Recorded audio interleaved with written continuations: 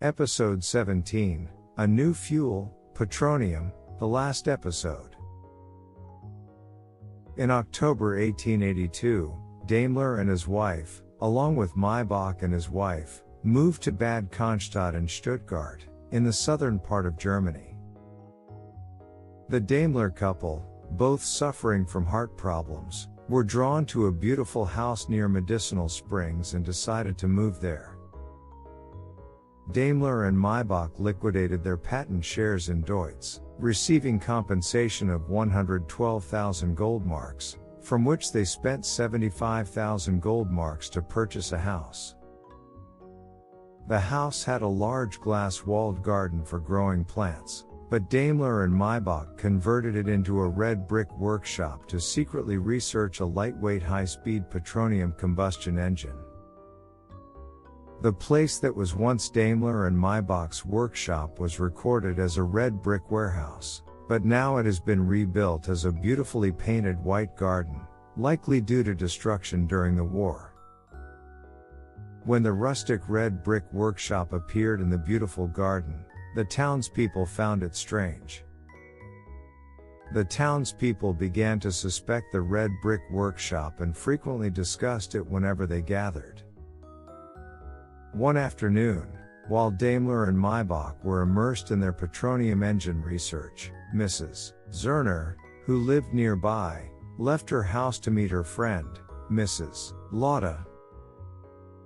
She carried a basket filled with freshly baked bread, looking forward to enjoying it with Mrs. Lotta. As Mrs. Zerner walked past the red brick workshop of Daimler and Maybach, she suddenly heard a loud banging sound. At the same time, an unfamiliar burning smell and the scent of oil reached her nose. Frowning at the unpleasant smell, she looked around, but the only source of the sound and odor was the red brick workshop. Feeling uneasy, Mrs. Zerner quickened her pace and continued towards Mrs. Lotta's house. Upon arriving at Mrs. Lotta's house, Mrs. Zerner shared what had just happened over tea.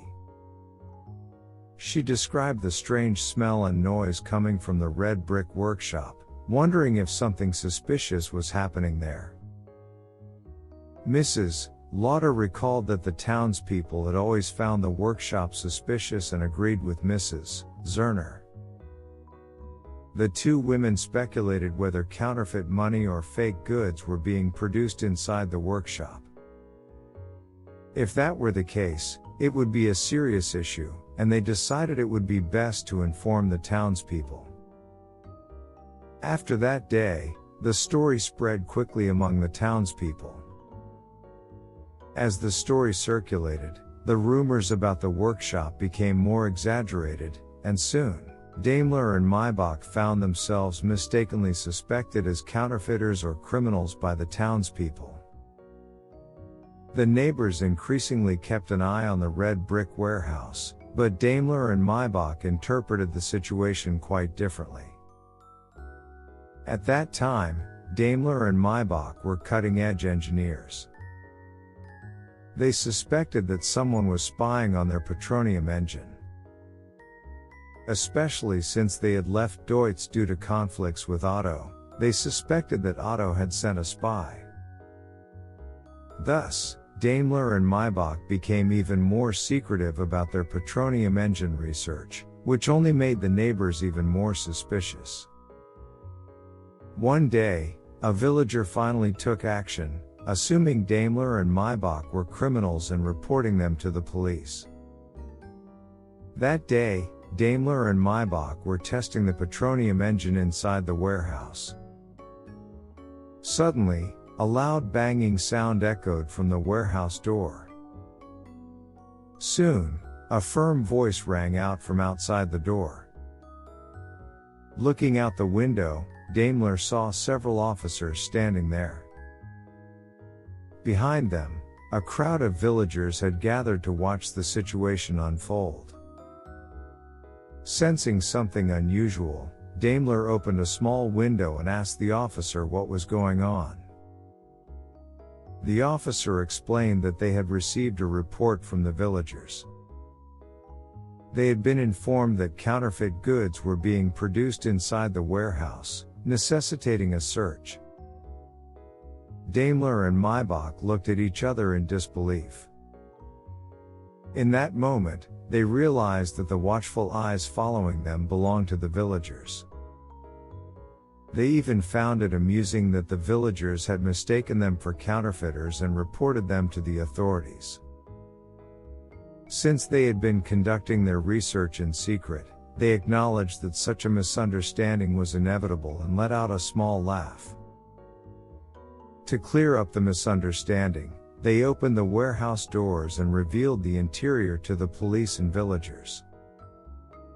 Inside the warehouse, complex machinery and research tools were scattered about, with a black engine-like machine positioned at the far end. One of the officers, inspecting the interior, questioned Daimler about the exact nature of their activities. Daimler explained that he and Maybach were engineers designing and manufacturing engines. He added that the warehouse was built to contain the noise and dust generated during the engine development process. He also admitted that failing to inform the villagers beforehand might have led to this incident. However, there was an unspoken truth in Daimler's words.